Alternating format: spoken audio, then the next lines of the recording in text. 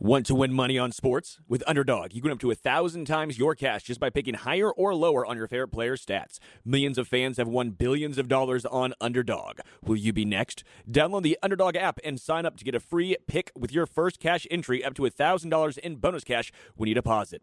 Must be 18 plus, 19 plus in Alabama, Nebraska, 19 plus in Colorado for some games, 21 plus in Massachusetts and Arizona, and present in a state where Underdog Fantasy operates. Terms apply. Void in Colorado. Concerned with your play? Call 1-800-GAMBLER or visit www.ncpgambling.org. Arizona, 1-800-NEXT-STEP, 1-800-639-8783, or text NEXT STEP to 53342. New York, call the 24/7 HOPE line at 1-877-8-HOPE-NY or text HOPE-NY 467-369.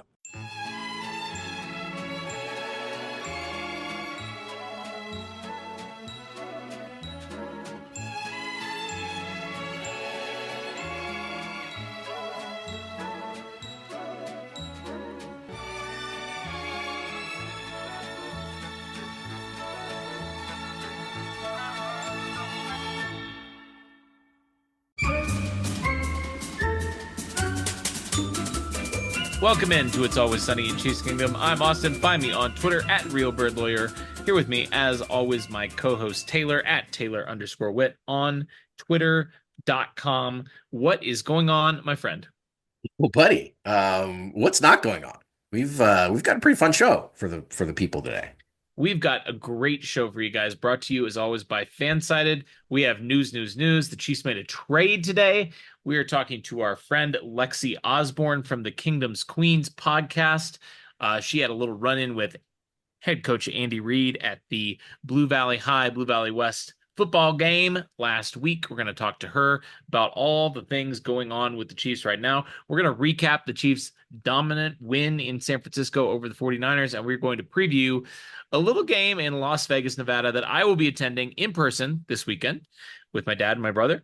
Looking forward to that. But first, news.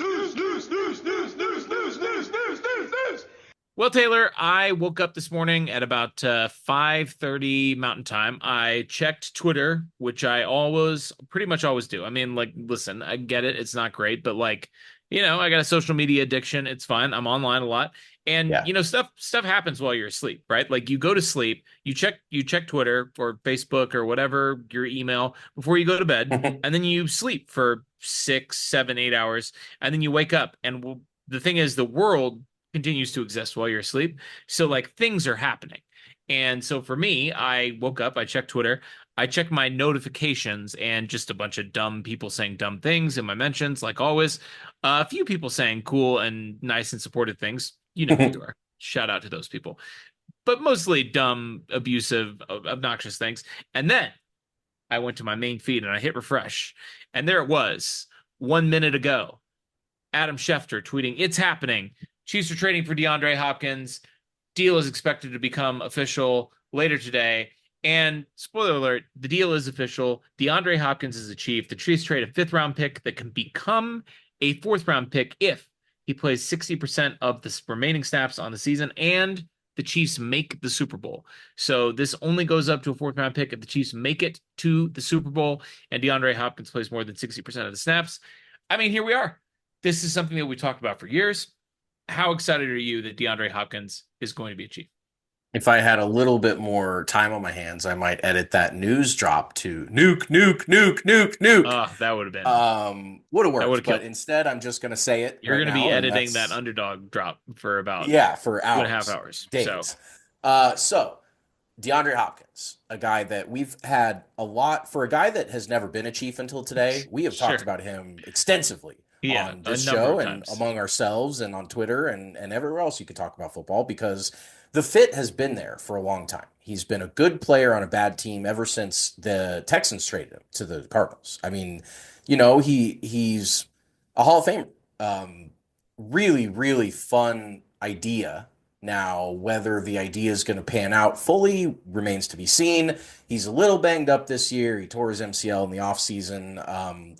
But And I mean, he's 32. There's reasons why it's not just the greatest thing that's ever happened to the Chiefs. That being said, talk about a good fit, reliable, big, professional, a guy that I have no doubt in my mind that he'll be able to walk in and pick up enough to where he can have an impact right away. This is not a steep learning curve for him. I'm super excited. I think this is the guy that, it's not. I I was trying to think earlier today when I thought about all the scenarios that I had played out in my mind for what the Chiefs were going to do about their wide receiver position. And, I had dreamed about Amari Cooper. I thought that was a really fun fit. And then he went to the Bills. I never thought Devontae Adams, because I'm No. smart and no ball. Yeah. I never thought that was going to happen because the Raiders would rather literally fold as a franchise than trade someone to the Chiefs.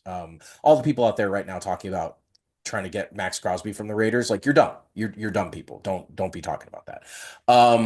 But Hopkins represents a really fun, like, alternative, not super expensive option. Obviously, a fifth that could become a fourth is like basically nothing. I mean, it's not nothing, but it's certainly it's a palatable.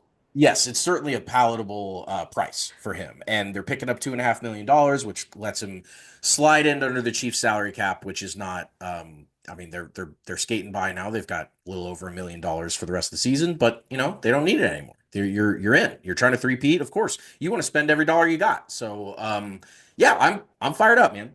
To your point, I mean, DeAndre Hopkins, he's like probably a first ballot Hall of Famer. I mean, this guy is 23rd all time in receiving yards in NFL history. There is a good chance if he gets, let's say he gets a little over 500 yards with the Chiefs the rest of the way, which I don't think is at all out of the realm of possibility. That's 11 games. That's about, 50-ish yards a game. Now, it may take him a little while to get, ramped up and pick up the playbook. But given the current state of the Chiefs wide receiver room, I don't think it's a stretch to imagine that he could hit those kinds of numbers.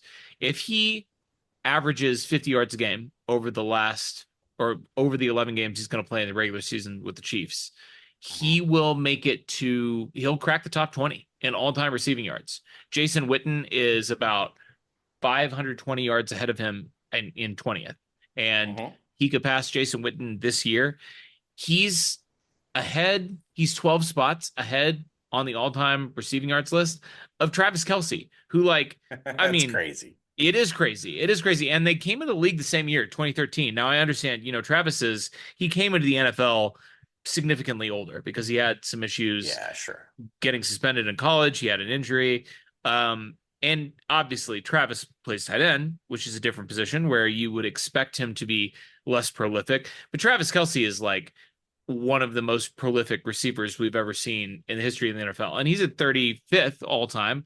DeAndre Hopkins is about 1,000 yards ahead of Travis Kelce in the same number of seasons, which is crazy when you think about everything that Travis Kelce has done. That speaks to the quality of player DeAndre Hopkins has been. Now, the obvious question here is, how much does he have left in the tank? He is 32 years old. He does have 173 yards over 6 games so far with the Titans. That's only 28.8 yards per game. Okay.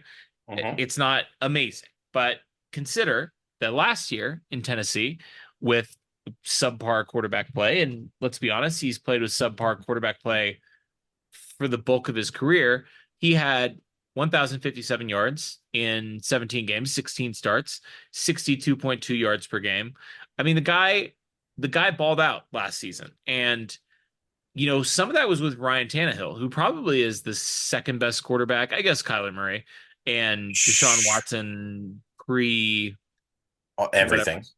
Pre everything. Exactly. Yeah. But Ryan Tannehill would comfortably be in the top 3 best quarterbacks that Nook has ever played with. And look at that. He was great last year.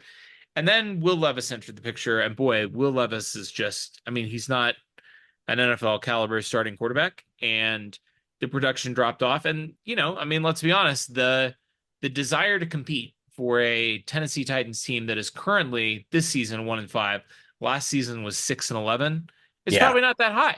But no. How could it be? The desire to compete, the will to win for a Hall of Fame player who has played now 10 seasons, 11. This is his 11th season in the NFL, who's played a total of 6 playoff games over 11 seasons and has never made it to the conference championship game, let alone the Super Bowl.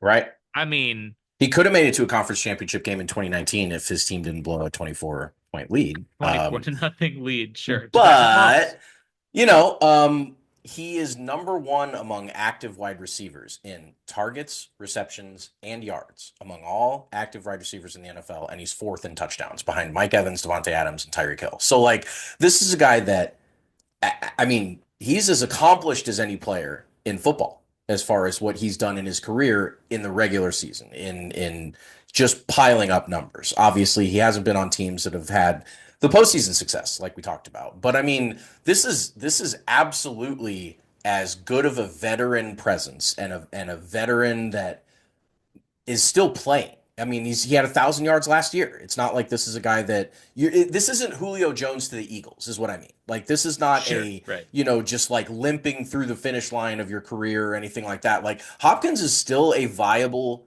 wide receiver in the NFL. And, obviously the Chiefs wouldn't have gone after him if it was just a kind of token, we got to get a guy in here. Like, they needed some help. They needed help. And I think they found it. I'm over the moon about it.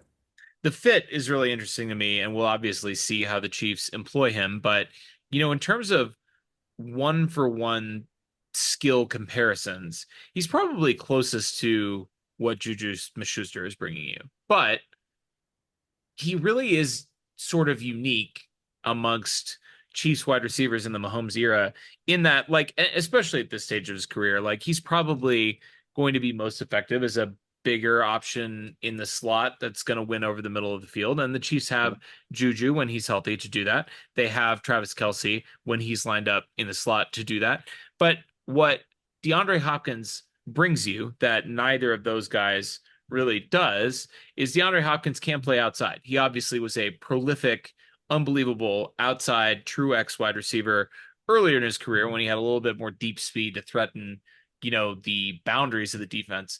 But he still has the ability to win one-on-ones. Now, he may not be doing it with pure speed. He's going to be doing it at this point with veteran savvy and technique and, cunning and skill, and not I thought you were going there. Pure speed. But that is something that the Chiefs, the current wide receiver room, sure, Xavier Worthy is going to play on the outside some, but like, he's going to need to get a free release. You're going to need to scheme something up for him so he's not getting pressed, so he can actually use his long speed. DeAndre Hopkins doesn't care about getting pressed. DeAndre Hopkins doesn't care about, being in man coverage. DeAndre he probably Hopkins invites it. He's going to eat against zone, and he can still beat man. And we saw it last year before Rasheed broke out and was eating up man coverage towards the end of the year. It's just something that the Chiefs really struggled with, winning one-on-ones. I got another stat here because I have the all-time receiving yards leaders still up. DeAndre Hopkins is ahead of Antonio Brown on the all-time receiving yards list. By 300, by 250 yards. And they each played 12 seasons in the NFL. So, like, I think of Antonio Brown, like, he's probably obviously there's a lot going into a lot to unpack there. There's a lot to unpack, so I want to choose my words carefully. But just evaluating Antonio Brown purely as like a wide receiver, he's probably like the best wide receiver whose entire career I've experienced, right? Like, as a football fan, watched his entire career. Tyreek Hill, maybe? Sure, Tyreek is definitely, he has more yards than Tyreek Hill. Right up there. Yeah, sure, of course. And Tyreek hasn't been in the league quite as long, but 3 years. Tyreek said, Tyreek said he's been in the league 3 years less, and he's 2,500 yards behind, which actually is it's pretty good for Tyreek. It is. Yeah, that's what I was thinking of him. Tyreek's actually a pretty incredible player. He's pretty insane. He's pretty insane. But DeAndre Hopkins has had an unbelievable career, and he's had, it's funny because this trade, the timing of it, Brett Veach worked through the night. We were told that this has been discussed for months now, and they sort of started this latest dialogue like around midnight Central Time, and then the trade got done at 5 or 6 a.m. Central Time, which is crazy. Like, why are you?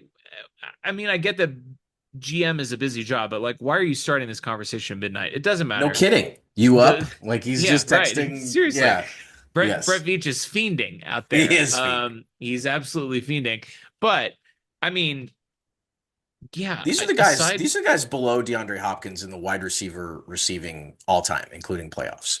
Jimmy Smith, Charlie Joyner, Mike Evans, Brandon Marshall, Rod Smith, Keenan McCardell, Devontae Adams, Calvin Johnson, Tyreek Hill. It's Calvin Johnson. I Calvin mean, Johnson. sure, I right? mean, Yeah, you know. these are guys that Deshaun Jackson, Stephon Diggs, Chad Johnson, Roddy White, like legends, like guys that are the best we've ever watched play the game, and he has more receiving yards than all those guys. Like he's a bona fide legend. He's awesome. Yeah, it's crazy. And it's going to be interesting to see how much he has left in the tank. But obviously, like the Chiefs have done their due diligence on this guy. This is a guy that they were pursuing in free agency, that they have Yeah. been pursuing as a trade target really for the last 3 or 4 years. So if anybody has, done their background work on another team's player, it's the Chiefs with DeAndre Hopkins. They know what they're getting here. The Chiefs are paying about $3 million in salary, with the Titans picking up the rest of the tab. You mentioned it. That leaves them pretty tight against the cap with about $1 million left for the rest of the season. They're in their rainy day fund. But whatever, you have gotten. What are you going to need cap for at this point? It's almost a trade deadline. You've gotten the player that you needed to get, the type of player that you needed to get. And we heard from James Palmer today that there is real optimism that Hollywood Brown will be back for the playoffs. We had hoped that. And Andy Reid, when he was asked about it today, says that he is definitely right on schedule, if not a little bit ahead of schedule in terms of his recovery. So, I mean, if he's a little bit ahead of schedule, it seems like we're in good shape there. Now, obviously, Rashee Rice, it doesn't sound like we'll be back. But if you have Hollywood Brown, DeAndre Hopkins, Xavier Worthy, Travis Kelce, Juju Smith-Schuster, that'll play.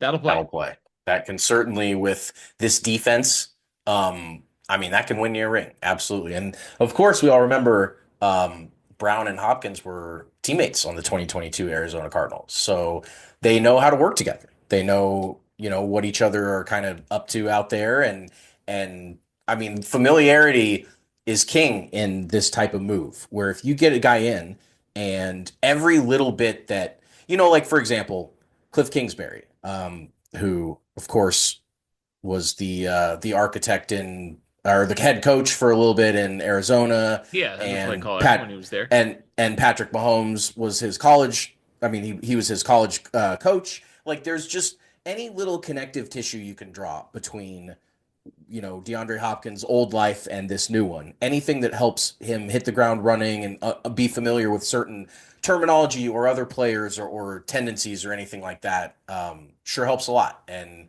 this is a guy that is a 3-time first-team All-Pro. Like, he is gonna know what he's doing. He's gonna hit the ground running. I think he's gonna right away be able to go out there and be the team's leading receiver. I think this week he could go out there and catch 80 plus yards and lead the team. I mean, I see no reason, especially on this team, I see no reason why that wouldn't be the case. Yeah, let's talk about who else is going to be out there on Sunday. Obviously, the Chiefs have not officially announced this yet. The timing of this, I sort of started to get into this, but the timing of this was strange. They started talking around midnight. Trade was agreed to by 6 a.m. Arrowhead time, but they didn't get everything done. They had to do a physical. It's not officially official. It is official, but it hasn't hit the transaction wire yet. And for that reason, Mahomes, Andy, everybody that had a presser today that was asked about it just had to play dumb. And I don't know. The NFL is kind of dumb Justin in that regard. Reed. Like Justin Reed talked about it, but everyone else was like, no. And Justin Reed was a teammate of his, obviously, on that Texans team that lost to the Chiefs after blowing that 24-0 lead. And hopefully they'll be able to have a good laugh about that when DeAndre flies into town tomorrow. And when Justin Reed can say, ran the fake punt? Right, remember exactly. when I ran that fake punt and Dan Sorensen lit me up? Out, and then we blew that huge lead to the Chiefs, and they went on to win the Super Bowl. And they've won 2 since then. And won't that be fun for you to join us for the 4th? Let's talk about who's going to be out there on Sunday. The injury report for this one: Mike Dana and Juju Smith-Schuster did not practice on Wednesday. Mike Dana is dealing with that pectoral injury. And of course, Juju Smith-Schuster had a hamstring issue going into last week against the Niners. And it popped up late in the week on Thursday, the hamstring issue during practice. He was able to play on Sunday. Then he aggravated it. He left the game. And now Andy Reid says the injury is a little bit worse. It's tough because they obviously were desperate for him to be out there on Sunday because the wide receiver room is thin right now. It's banged up. That's why you're going out and getting DeAndre Hopkins. But it's always tough when you get a guy who is dealing with a soft tissue injury, and it's borderline whether he can play or not. And he goes out and play it, and he aggravates it, and it gets worse. It's tough. It's tough. Yeah, it is. And, he's a vet and he's a guy with a little bit of injury history. Last time we played in San Francisco, he was awesome. He had that really, really long touchdown that was just a hilarious kind of looked like a um, what was the old everyone running around in the hallways? Benny Hill. It looked like a Benny Hill Oh, play. sure, yeah. Like he was just kind of in and out and all over the place. But yeah, the Juju situation, especially if he hadn't have gone nuts against the Saints last week, I'd be like, whatever. I mean, he wasn't really doing much anyway. But like Right. then he had 130 yards, and then you're like, oh, so like Juju could Yeah, actually he's like our be best back. receiver now. He's wide he's receiver amazing. We're gonna lean on him for the rest of the year, and then he goes in, and I mean, I was worried when he popped up on the injury report. Even with him playing, I was like, God, if he's kind of banged up right now, and then Sure. they announced that he's out for the rest of the game, and they instantly announced it pretty much right after he left the game. They were like, no, dude, Juju is in bad shape. So like, I don't expect it. I know he's already been declared out this week, but like, I think they're gonna wait till like Buffalo. I think they're gonna wait a couple games and just be like, all right, Juju, when we really, really need you, hopefully you're healthy for that. But yeah, it's tough injury for the old guy. Raiders injury report includes left tackle Colton Miller. He did not practice with an elbow injury. Their guard, Dylan Parham, not practicing with a foot injury. And Harrison Bryant, one of their tight ends, their TE3, after those two guys that they've invested highly in the last couple of years, Bowers and Michael Mayer, not practicing with an elbow injury. We got to talk about the big injury news. And it seems like, unfortunately, there's a big injury for the Chiefs every single week this season. Jalen Watson on Sunday suffered a broken ankle. He's going to be moving to IR, and he could be back for the late season push, but it's one of those things where the timeline is long enough that there's just no way to know when and if he'll be back this season. And that's a real blow because obviously we talked before the season, you had a feeling that one of these DBs was going to step up and was going to establish himself as the every down starter. And not only establish himself, but like you had a feeling that the Chiefs knew what they had in the DB room. And one of these guys, you didn't know who it was going to be, but one of these guys was going to break out. And it ended up being Jalen Watson.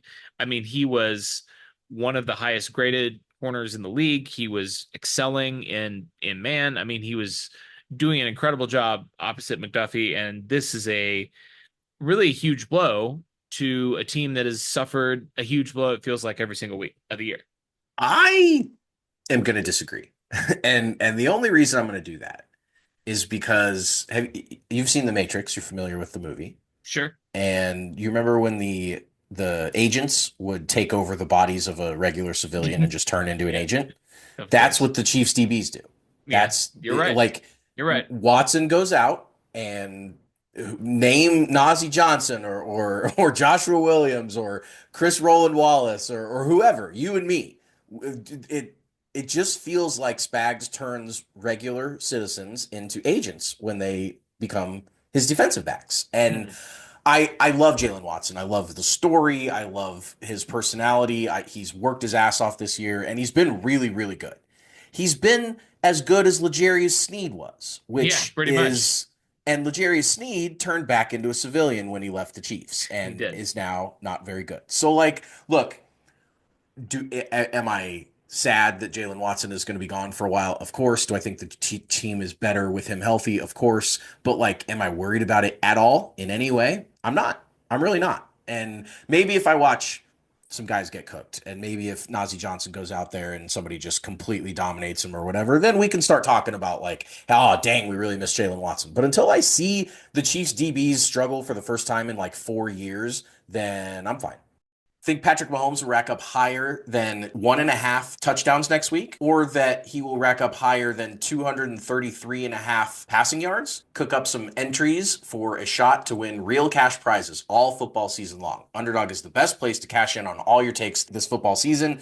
Which players are going to go off? Which ones are going to be ice cold? Make your entries in just a few taps and turn your sports opinions into real money. There's vulture protection, which we love. If you select a designated running back to score a touchdown in your pick'em entry and they get vultured by their backup, we will rescue your entry. There's Red Zone Rush, which is a game you won't find anywhere else. Just pick whether or not a player will score a touchdown by swiping right for yes or left for no. Simple as that. Plus, your entry will be automatically boosted, and you'll get a 51% profit boost when you play. Join over 5 million fans that are already playing on Underdog with their Champs game. You could win money by making entries with your favorite players. You could win up to 1,000 times your money just by choosing higher or lower on the player stats like passing yards, interceptions, touchdowns, and more. It's currently Boostober, and emphasis on the boo. Emphasis, it's boo and boost at the same time on Underdog, where there's a promo to play nearly every day from now until October 27th. You can boost your profit on all NBA entries by 20%. Thank you. Yeah, the boost. Underdog is literally giving you unlimited profit boosts to make basketball entries. So, basketball, not our thing on this show, but certainly if you're a hoop head out there, go make that happen. Underdog is the best place to play champions. So sign up, deposit now using promo code KINGDOM, KINGDOM, to get up to $1,000 in bonus cash instantly. This season, Underdog's going to be in the running for a special promo or bonus on almost every single day, like profit boosts or discounts or free picks. It's going to be good stuff. I've been betting on the Chiefs, and while my takes aren't exactly hitting on the hires, I certainly feel like this is a great week to hammer those hires for the Chiefs because they're playing the Raiders. It's a really good game for the Chiefs, good matchup-wise, so you better believe I'm going to be hooking up with some of those player picks for hires and going to be winning some money. So, pro tip, yes, take the Noah Gray hire. Every the week. Noah Gray hire. It's been hitting, It's been hitting for me every single week. Not a lot of other pass catchers on the Chiefs, even with none of my other legs are hitting at all. None of my other hires are hitting. I picked 5 hires for Chiefs last week. Noah Gray was the only one that hit. So hammer that Noah Gray hire. Download the app today. Use code KINGDOM to get up to $1,000 in bonus cash instantly. That's KINGDOM to get up to $1,000 in bonus cash instantly. Select higher or lower on your favorite players and cash in on Underdog. Must be 18 or older, 19 or older in Alabama and Nebraska, 19 or older in Colorado for some games, 21 or older in Massachusetts and Arizona, and present in a state where Underdog Fantasy operates. Terms apply. Offer void in Colorado. Concerned with your play? Call 1-800-GAMBLER or visit www.ncpgambling.org. In Arizona, call 1-800-NEXT-STEP or text NEXT STEP to 53342. In New York, call the 24/7 Hope line at 1-877-8-HOPE-NY or text HOPE-NY to 467-369. Our guest tonight is one half of the hit Kingdom Queens podcast. You've no doubt seen a tweet or two of hers go viral at some point, and she's apparently best friends with Andy Reid. We'll get into that. You can find her on Twitter at Lexi Osborne. It's Lexi Osborne. How are you tonight, Lexi? Hey, guys. Thanks for having me. Absolutely. Excited to have you. Excited to talk ball. We picked a great week to have you on the show, obviously, with the exciting DeAndre Hopkins news. We planned that so well. I mean, it's the vibes are immaculate right now. Before we get into all that fun stuff, let's introduce you to the listeners, to those of them who are unfamiliar. To start out with, give us where your diehard Chiefs fandom that we all see. Where does that come from? Has it been a lifelong thing? Where'd that kind of get started for you? Yeah, so great week to be on. What a fun time to be a Chiefs fan, right? The fun has been missing, so I gotta say, getting into the shower this morning at 6:00 Mountain Time and seeing that tweet was a real jolt. Yeah, I didn't even mean to wake up this morning, and then all of a sudden my phone was going off, and I had a few text messages, and I was like, okay, I'm awake. No, but so I'm Lexi. I'm half of the host of the Kingdom's Queens podcast. I am on Twitter, like they said, and I am a lifelong Chiefs fan. I grew up in Kansas City. I grew up in Overland Park specifically. Where I live, shout out. Woo! Yeah, so I grew up watching football with my dad. Every Sunday, it'd be soup on the stove and football on the TV. And so I always enjoyed the Chiefs. Now, when I was young, I didn't quite grasp the game of football. I was an athlete myself, so I played soccer, I played, softball, I played all that kind of stuff. But I was never I was always into football, and I was always a Chiefs fan. But back then, I'm 32, so back, when I was in elementary school, it wasn't the best of Chiefs times, right? It was just no we played it was the same with the Royals. Chiefs and Royals, they played their games. You'd expect them to lose, and if they won, it was great. And I just remember I was at a birthday party in 6th or 7th grade, and Dante Hall was in the Oak Park Mall. Sick. Nice. And we all met him. This is such a Overland Park story. I know, it's such an Overland Park story. It's the best. And so so we all saw Dante Hall out at the mall. So we're like, Dante Hall is in the mall. That was like our thing. and so, but I was like, who is this Dante Hall guy, right? Yeah. So I go home and like tell my dad we meet him at the mall, and he was like the nicest guy. And so my dad's like, oh, it's this guy. Like, you need to watch him. Like, he's awesome. So that's when I really like actually got kind of into the game of football, was like watching him and that team. And I was young, so you're impressionable, right? So big time. That was like my big introduction into football and into the NFL and into like really into Chiefs Kingdom, because I was young. I mean, I'm a young girl. Like, I didn't really like think a whole lot of it before that, but I was like, this is so fun to watch. And then I got into it from there, and then we just grew, and Chiefs got better as the years went on. We had our rough patches, as everyone knows. But just kind of grew from there. And then over time got like into Chiefs Twitter, which took me a while because like I don't know. I moved out to California for a while, and then I kind of got into like that lifestyle. And then after that, then I kind of got into Chiefs Twitter and just kind of evolved into there. And then we got Patrick Mahomes and Andy Reid and Travis Kelce and Chris Jones, and we got all these guys, and it was just a fun time. But that's kind of my little Chiefs story. I love it. Obviously, like the Dante Hall era Chiefs, the 2003 team that started 9-0 and all that stuff, that was like... Oh, and Priest Holmes too, And Priest, of course, scored 27 touchdowns that year and all that. They were the greatest show on grass there for they were a fantastic. Long time. They were great. So that's a really great time to get introed. And then obviously, like you said, they had some struggles between then and now. It's not like we haven't been through it as Chiefs fans. So you've served your time. You're certainly anyone who's grown up in the mid 2000s Chiefs is like, they've been through it. They've definitely seen the darkest times a franchise can get. But of course, we've made it to the other side. We've made it to the light. So we've seen the light now, which is we have. And so of course, let's talk about your podcast, The Kingdom's Queens. Your co-host Jody Newsome.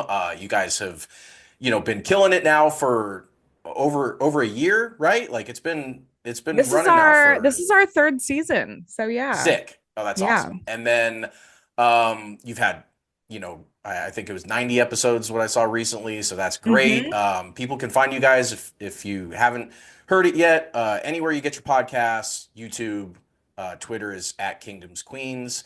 How did you decide you wanted to get into kind of the podcast Chiefs show world? Was it just one day kind of being like, oh, that'd be fun to do? Or like, how'd that come about? And then how fun has it been interacting with the Kingdom that way, growing your audience, all that stuff? I love to hear from other podcasters because we obviously have some similar experiences. How's that going for you? Right. Yeah. I if you would have asked me like 10 years ago if I was gonna do a Chiefs podcast, I would have been like, never. Of course. You would have been like, what's a podcast? Right. Yeah. A podcast, like that's fun. No, but I guess kind of getting into Chiefs Twitter and that side of things, like I didn't really realize for a while that NFL Twitter was such a big thing. Like I had the Twitter app, but I didn't use it a ton. I was like more on Instagram and that kind of thing. And then eventually I was like, I started tweeting about the Chiefs and I started diving into all the different fan things and all that kind of stuff. And then my started body bagging opposing fans. Started roasting them as soon as you could. Realized that this is the best app to do that on, just start absolutely dunking on fools. It's a lot of fun, and I also get a lot of hate on there, which is also fun. Sure, but love that. I mean, being a woman in sports is no joke, right? And I think I went into it, I don't want to say blindly, like I knew how it was viewed, but I didn't really know what I was getting myself into per se. Sure. And so I kind of built a small platform on Twitter, X, whatever you want to call it. We call it Twitter. I call it Twitter too. So I built like a small platform on Twitter, and someone had approached me and said, have you ever thought of doing like an all Chiefs or an all women Chiefs podcast? And I was like, well, no, I've never considered that. Sure. And they were like, it'd be such a good idea. Like there's not really like a woman's Chiefs podcast. And I was like, you're right. Like, so I saw an opportunity. Our team was really starting to grow, and that's when we got Mahomes, and we had won our Super Bowl, the one in Miami against the Niners, that first one. And so it was right after that. And I was like, you know what? Like, maybe that's not a bad idea. So it was like the year after. And I was like, why not? And so I reached out to a few women that I knew on the platform as well, which one being Jody, and then another being Chrissy, that was our old co-host, and she had to step away for personal reasons, which is totally fine. But so we started like with that, and just kind of grew from there. And it's been a fun journey. It's been crazy. We have a lot of support, which we totally appreciate. And then, there's the haters in between time. But, we love the haters. They keep us strong. Always, right. You have to have them. But yeah, no, I never thought I would ever be doing it. Do you think you'd be at the ring ceremony? Like, that stuff's crazy. No, never. Like, the stuff that has happened in my life these past few years, like, I'm just beyond blessed. I'm beyond blessed for any opportunity I get. And it's been really cool. But yeah, I can't wait to see where we go with it. I think we're on to a really good thing right now. And agreed.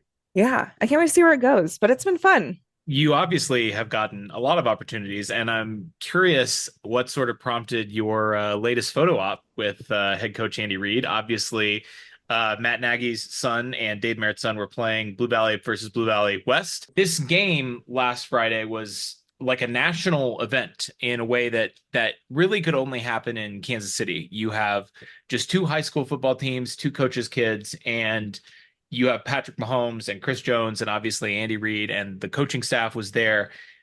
What sort of prompted you to go to this game, and what was that experience like? And obviously you got a picture with Andy. Just curious, like, who you met, what you saw, and what prompted that whole experience. Yeah, so a little bit of backstory on that. I actually was in contact with Dave Merritt. Oh, nice. And he reached out to me over the summer, and his wife actually has a brand called DBs on 3. Cool. And it's basically just like t-shirts and merch and all kinds of really cool stuff. And she actually has kind of developed merch for every position now. So it's like QBs on 3, tight ends on 3, DBs on 3. It's really cool. Neat. So Coach Dave Merritt, he's our defensive back coach, which you guys know, but he reached out to me in like July and wanted me to help promote his wife's brand, because he's like, I see that you have a good reach. He's like, my wife is trying to build this brand, and he's like, she doesn't want me to like selflessly promote her, kind of thing. And he's like, so I would love if like, he's like, if you'd be willing like to help her promote this brand, blah blah blah. And I was like, absolutely. I was like, after the memories you've given us as Chiefs fan, like, I'd be more than happy to. So 100%. Let's just give them quickly DBs on the number 3.com. If anyone else wants to go support that. Yeah. So really cool stuff that she's doing. And he basically was like, I want her to wake up to like all these orders, and without her knowing that he had anything to do with it. And I was like, that's so really nice. Cool. Yeah. So anyway, so he reached out to me, and then we kind of got to just talking, and he told me kind of about his life and his kids and his wife and all that kind of stuff. And he told me, and so I told him, I actually they had the same game last season, which was, again, they call it like the Merritt Nagy Bowl, right? Where it's his son and then Matt Nagy's son that play against each other at Blue Valley and Blue Valley West. And so I went to it last year, but I didn't know anyone at that point. So he told me to come back again this year. And so he told me that a few months ago. So I had planned on going to this for a while.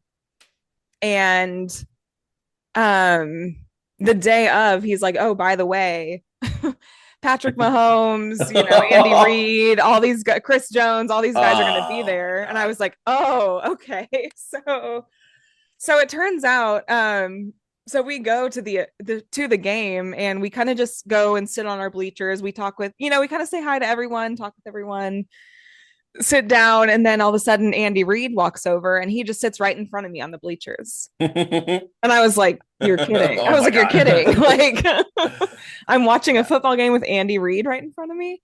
Yeah. And then at one point, And his wife was there, and she was so sweet, and his whole family and his grandkids are just adorable. Oh. And at one point he ends up like standing up because I think this man just can't sit down, right? So he stands up and is like just watching the game, and I'm on the end of the bleachers. He's just standing right next to me, and there's like no one around, and he's just standing right next to me, and I'm like, I'm literally watching. I don't really get like, I don't want to say starstruck, but you know what I mean? Like, I don't really get that, but I'm like, sure, I'm watching a game next to the legend Andy Reid right now. Like, this is like once in a lifetime. So yes, at one point I was like, I have to say something, and Dave Merritt was over on the other side, and so I texted him and I was like, do you think I could like say something to Andy? Like, I was like, would he care? And he was like, because I don't want to bother anyone. Yeah, like, of course. He was like, no, say something to him. I was like, okay. So then I did, and Andy could not have been nicer. I mean, I was sitting right next to him, so I'm like, how do I not say anything? But one of the coolest moments of my life, bar none, and super like bucket list check mark for me, right? Like, yeah, I don't even know how to explain it. I'm still not over it, and that might be like nerdy of me to say, but like, what did you call him? Thing ever. Coach or Andy, or what'd you call him? I literally go, I'm so embarrassing, but it's hard. I didn't know what to say, but I'm in a Chiefs sweatshirt, and I go, hey, Andy. He goes, what? And he looks over at me, and I go, I might be a Chiefs fan. And he goes, oh, you don't say. I was like, well, I was like, yeah. And I was like, I don't know. And then we just kind of got to talking, and I told him how I went to Blue Valley Northwest, and I, played sports in high school, and he pretended to care. I'm sure he like didn't care at all, but he was very, very nice, a very kind man. And we talked for a while and then ended up getting a picture together. So yeah. Well, like, so just jealous. Coolest guy you could ever meet. Like, exceeded every expectation I could ever have of him, honestly. And again, I'm sure we're already high. I mean, it's such like a Kansas City story, because like you can't imagine that happening in almost any other NFL market.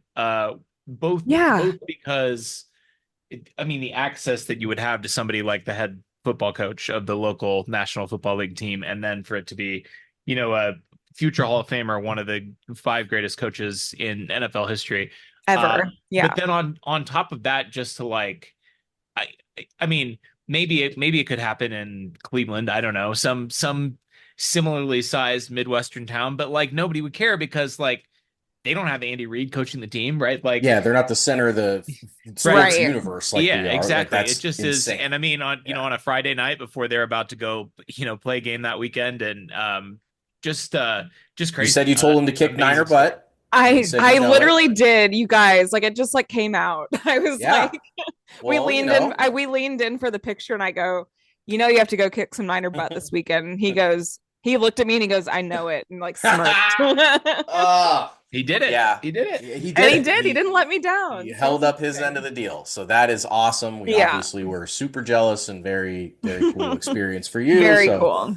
Yes, love to hear that. But this is a fun question that we have the privilege to ask other Chiefs fans when they come on, which is, what is your favorite Super Bowl memory? Of all of the Super Bowl memories that we all have over the last couple of years, was there we always say the first one's tough to beat, right? But then you get a couple years off, and then you go back and get it. And then it's like, oh, we can do this a couple times. And then you get the back-to-back. So they all kind of have this like different vibe to them, but they've all obviously been incredible. What's like the first thing that sticks out when I said your favorite Super Bowl memory? Man, that's tough. Like you said, they all have different meanings and different, because the first one was so unique to itself, where it's like, I, as a Chiefs fan, and I'm just used to us losing, I never even saw us getting there. And the year before we were so close, and then finally got there and won it. And I was actually out in California working at this point.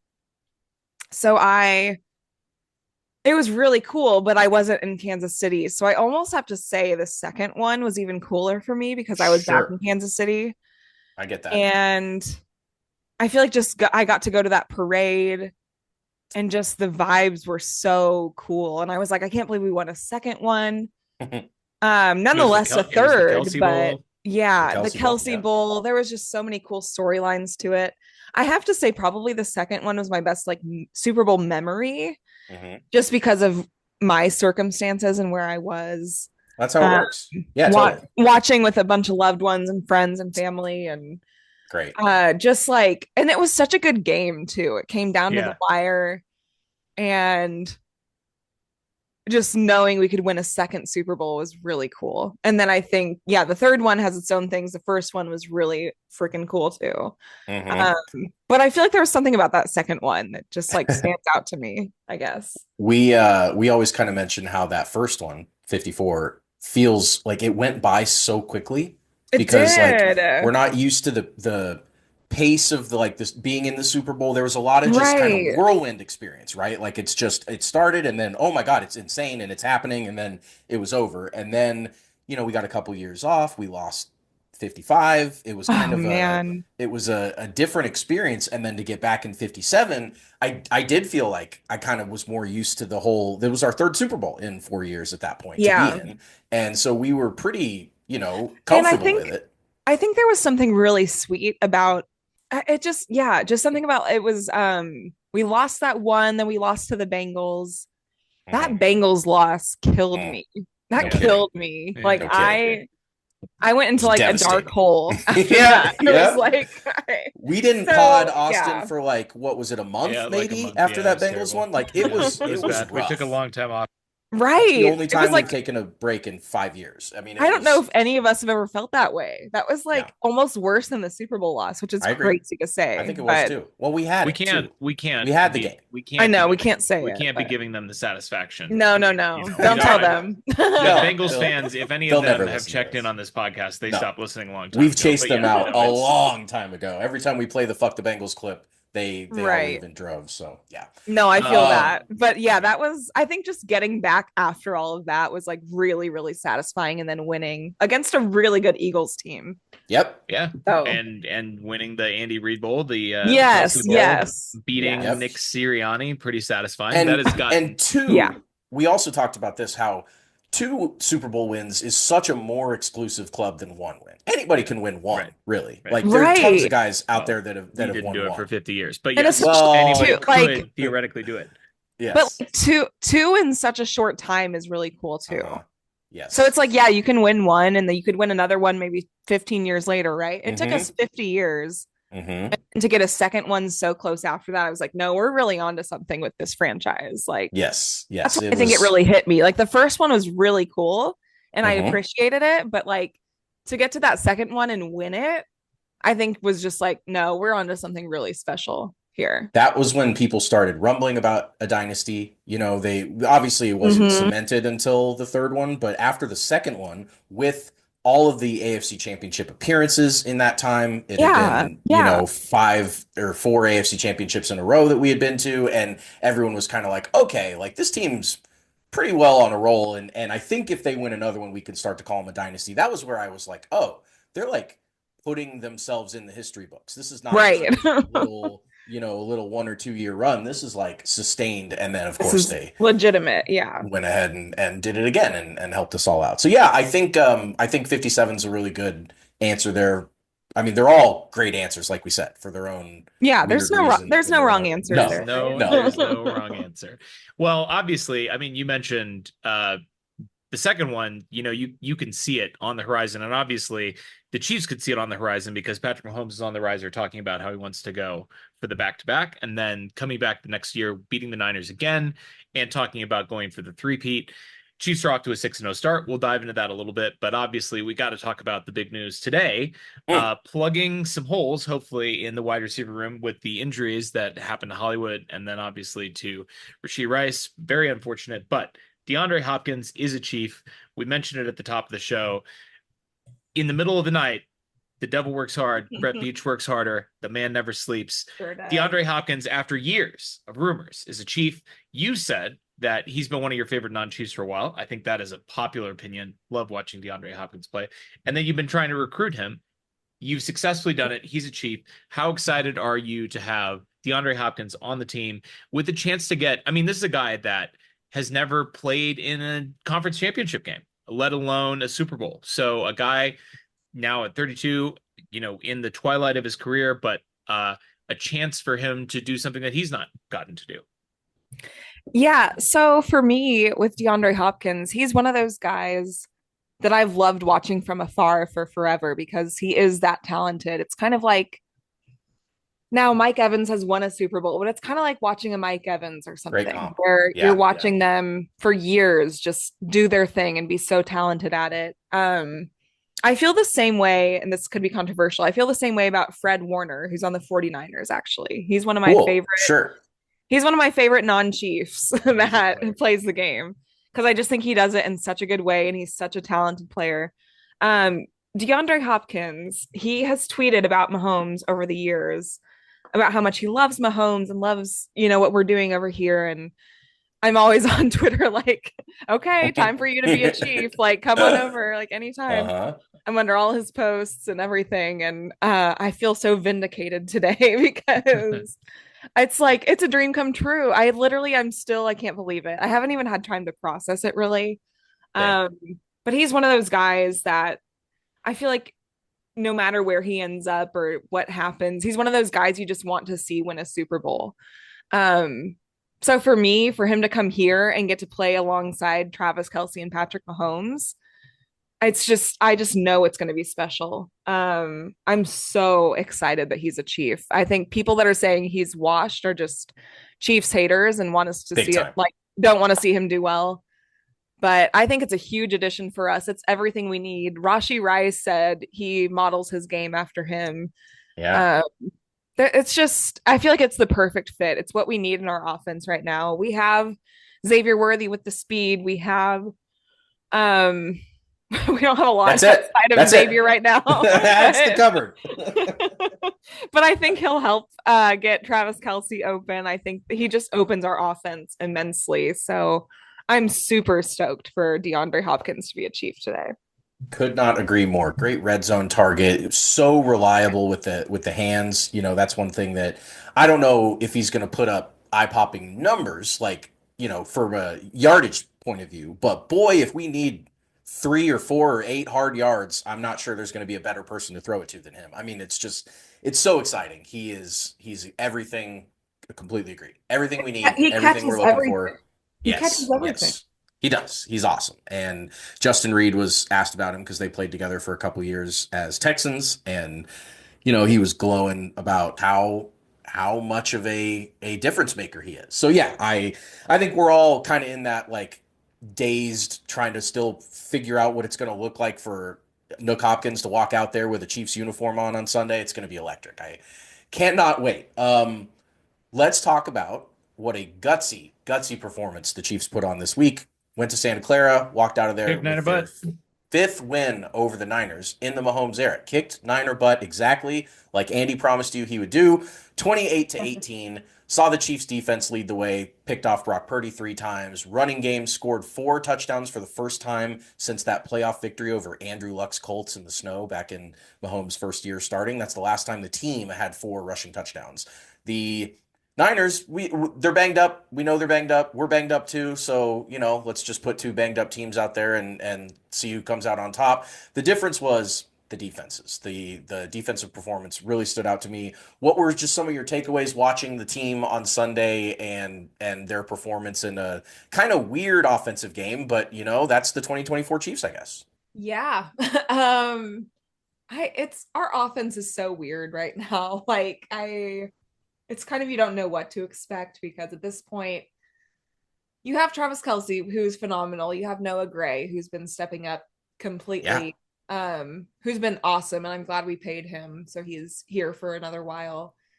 And then you have Xavier Worthy, who I think will be great for us, but I think he's, we had Rashee Rice last season, who was in the same predicament as Xavier, but he didn't have to quite be great. Right at first, I guess. Yeah.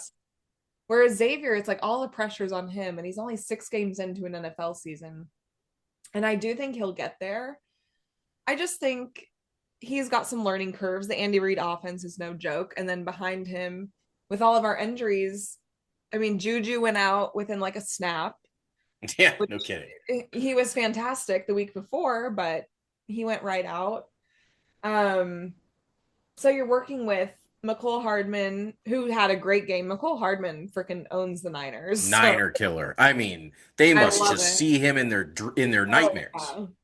It's the funniest thing because, and he doesn't own anyone else. No, he doesn't own anyone else but the Niners. But yeah, that's his team. But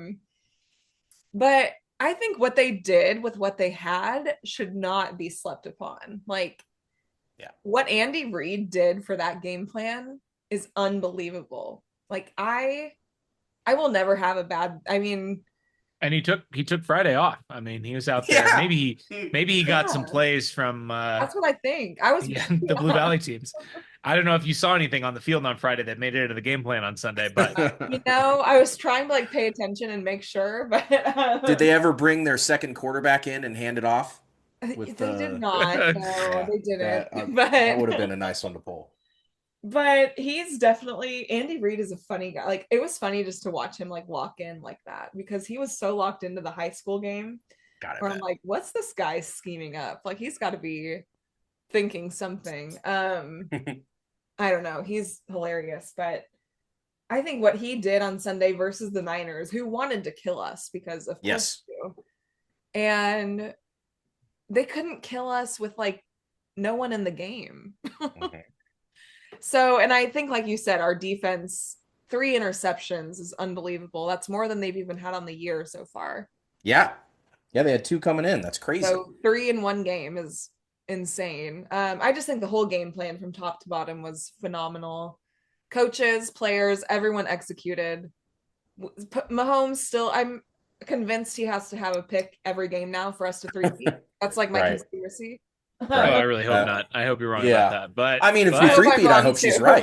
Well, yeah, that's fair. Whatever it takes, but also 20 picks and they 3-peat, then he'll take it. If you asked him today, he'd take it. I mean, whatever it takes. But yeah, that's an interesting theory. It's just I'm just being dumb. But no, I think it was a great game plan. I think everyone played really well. I think there's plenty to improve on both sides of the ball, and I hate that we keep losing one person every week. That's really no kidding. Jalen Watson and all of our best players too is the worst part. I mean, it's just I'm knock on wood every week. I know. I mean, just getting out of these games, relatively healthy is its own battle, let alone winning the games. I mean, it's been, and we had the early bye, so we don't have another bye until the playoffs, until the round 1 of the playoffs. Yeah, right, exactly. It's tough. It's a rough year. It is. I do like that you mentioned that they want to kill us because, the Ravens wanted to kill us. The Bengals wanted to kill us. There's so many teams that hate us with such a fiery passion. The Bills in a couple weeks are going to want to kill us. All these teams. And I saw a Steelers fan tweeting about us today, and that to me was sort of I mean, I get it. I know from that what 2021 wild card loss. Yeah, I don't understand what it was, but I just it's a reminder that fans of 31 other teams, almost all of them, their least favorite team now is the Chiefs, and they're rooting against us, and they will be rooting against us until somebody beats us in the playoffs, and probably even after that. I mean, I mean, are they hate mad us until Mahomes and Andy are gone? Are they mad at us for destroying the ghost of Ben Roethlisberger a couple years ago? That doesn't make sense. Why would they be upset about that? I mean, that's just we were respectful about us? it. Packers fans hate us. They post that Jonathan Owens roughing the passer clip all the time. I don't understand how these teams can. I mean, I guess I understand it. I don't know. They won. But we win all the time, and we've got Taylor Swift, which of course makes everyone so just in their own. That just drives up all the conspiracies that we must be winning because we have a pop star on our team. I don't know. So funny. Yeah, it's been funny. It's been funny to be on top of the mountain. We'll get you out of here with this.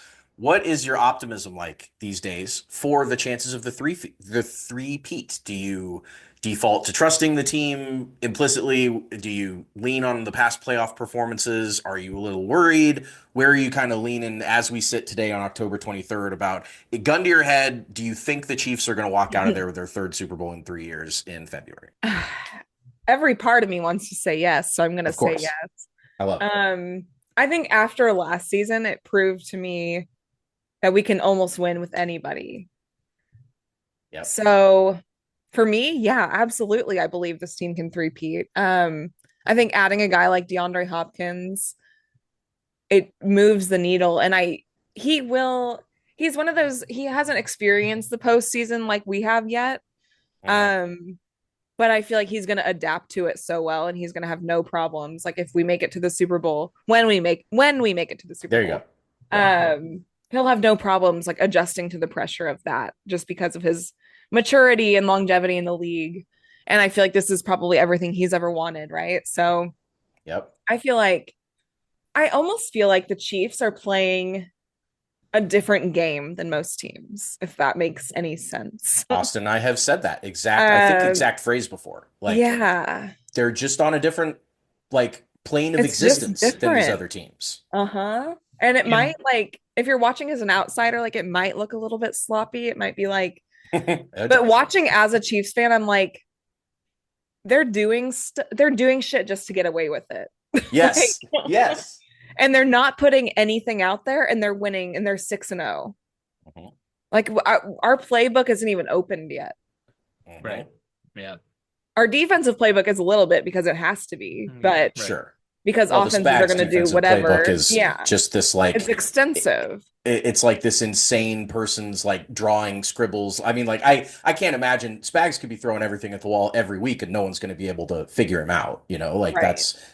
But yeah, you're absolutely right. I think they play the long game. I think they play it a lot more than these other teams can afford to because the Chiefs know they'll be there in the end. They know they'll be in the playoffs, especially looking at the AFC West right now. They've got a 2.5 game lead on everybody without even really playing very well. I mean, I think you're right. I think they can afford to kind of keep some stuff close to the chest and go out there and play these teams hard and see what happens.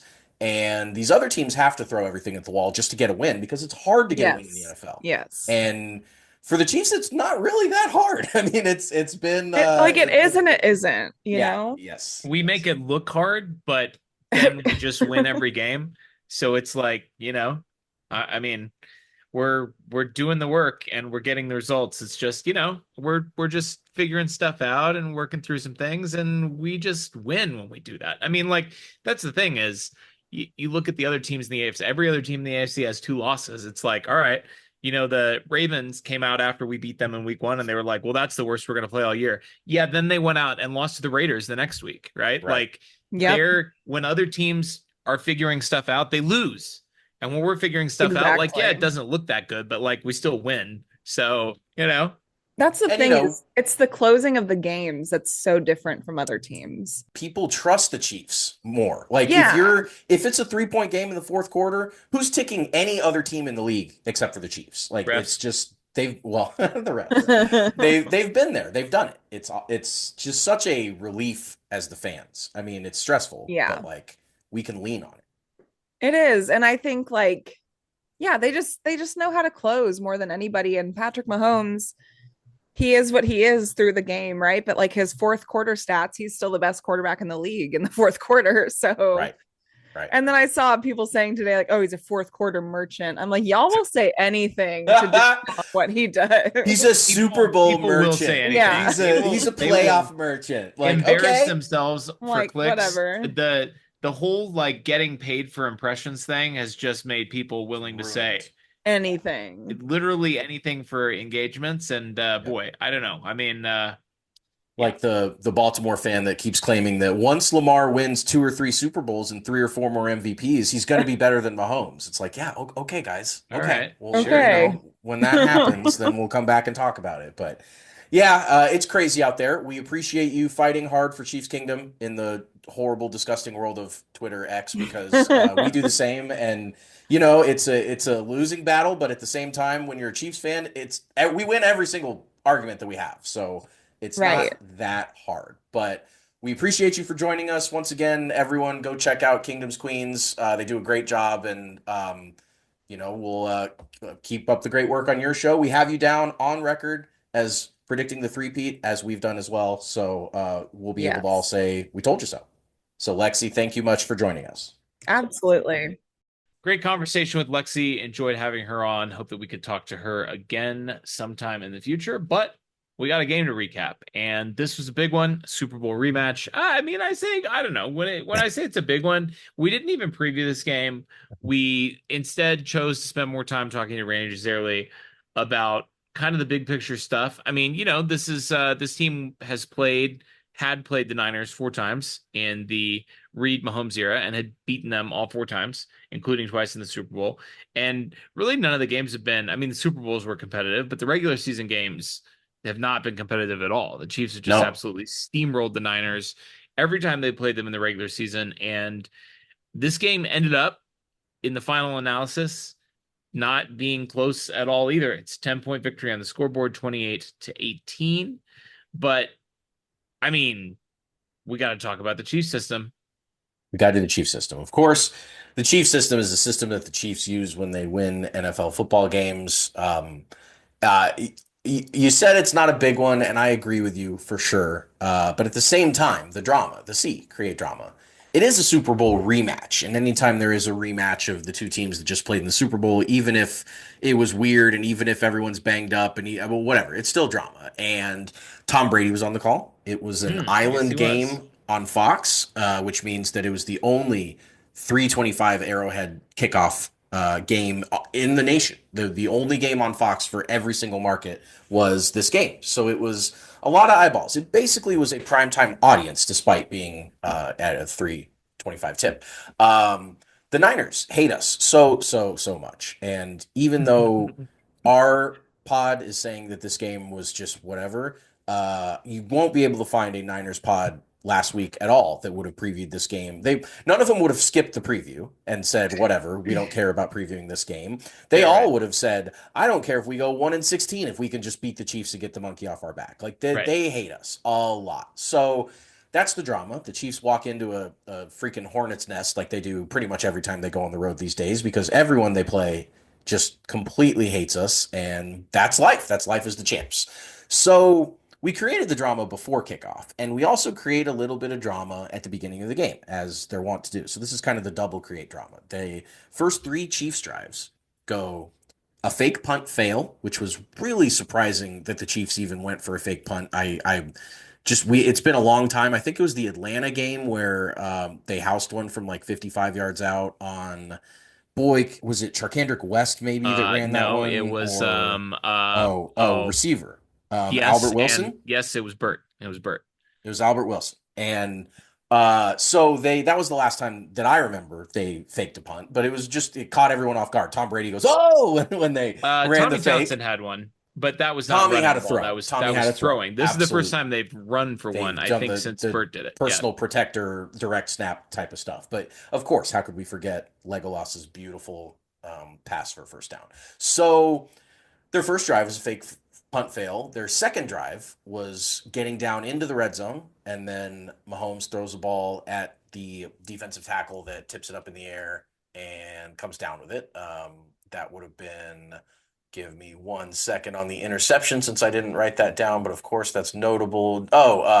Kalia Davis, which reason I didn't remember him is because no one has ever heard of him before ever, and they probably won't since. But Kalia Davis comes up with the interception on the Chiefs' second drive, and then their third drive was a 3-and-out with no yards. Like it was a rough start for the Chiefs' offense. And meanwhile, the Niners drives, they didn't start off very much better than the Chiefs. They go 3-and-out on their first one. They throw a 1-play interception to Justin Reid on the second drive, and then they go 3-and-out on their third drive. But their fourth drive, they get off the schneid. They kick a 55-yard field goal by third-string kicker Anders Carlson, who was in because their first 2 kickers had both gotten injured making tackles on kickoffs, which is pretty funny. But it's 3-0 and so the Chiefs aren't moving the ball. Juju's already out of the game.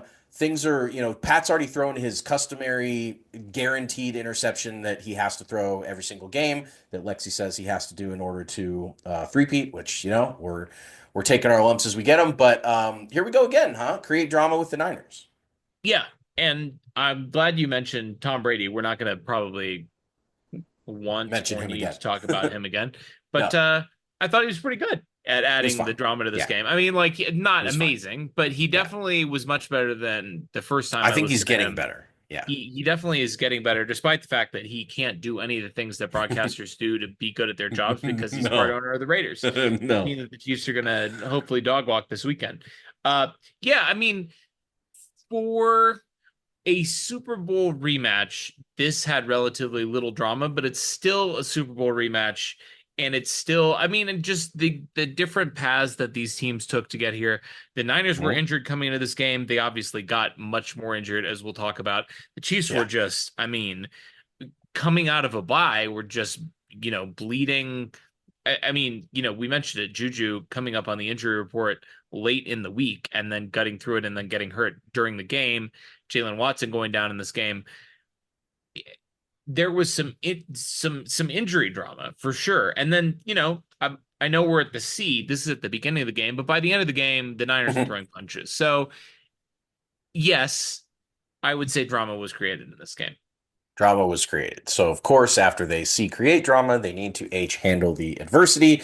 The next drives for the Chiefs the next drives in the game went Chiefs touchdown, Niners 3-and-out, Chiefs touchdown, Niners 4 plays and a punt. So things started to turn for the good guys after this murky start. The first touchdown drive started with 2 catches for 31 yards by Noah Gray. Hit that over on my dogs. No, not the over. Not the over. You hit the higher. Hammer the higher. With We're not allowed to say over. We're not. It is not overs or unders or bets or any of that stuff. Noah Gray catches 2 catches for 31 yards to start that drive. Hardman had a little nice end-around run for 20 yards.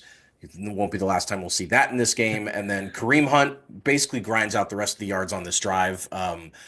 Next, including the touchdown, 1-yard touchdown plunge. The next touchdown drive by the Chiefs was kicked off by a 55-yard punt return by Mecole Hardman, the 49ers killer that, again, I just can't imagine. I mean, the 20 best plays of his career have all come against the 49ers. He's crazy. And then that put the Chiefs to start the drive on the 30. So they got a rare short field. They really don't get a lot of short fields these days. The defense Despite usually the fact gets... that they always want to run the ball out.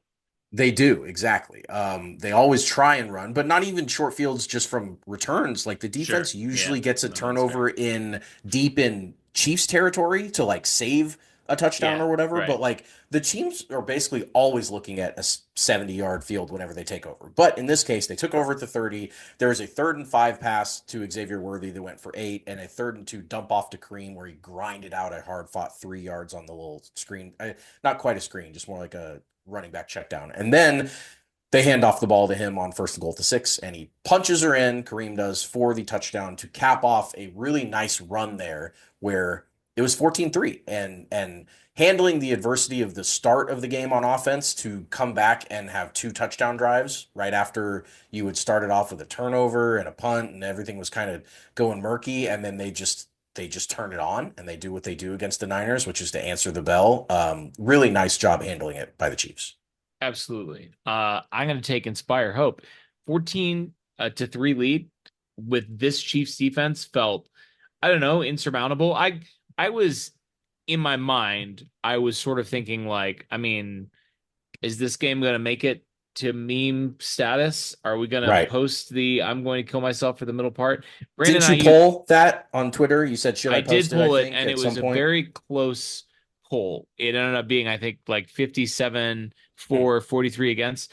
Hey, listen, the Chiefs did battle through some adversity in this game, but they handled that adversity. And now, when we're talking about inspiring hope, Brandon Ayuk hadn't gotten injured. Debo was sick in this game. He has pneumonia, and he actually had to be hospitalized. Christian McCaffrey obviously was out. Jordan Mason, the backup running back, was banged up. But it just it's crazy because we as Chiefs fans, this has been our reality for a year and a half, just not having the horses to do Avengers things. But Brock Purdy, he's a stranger to this situation. He's usually playing with, and Juwan Jennings was out in this game. Yes.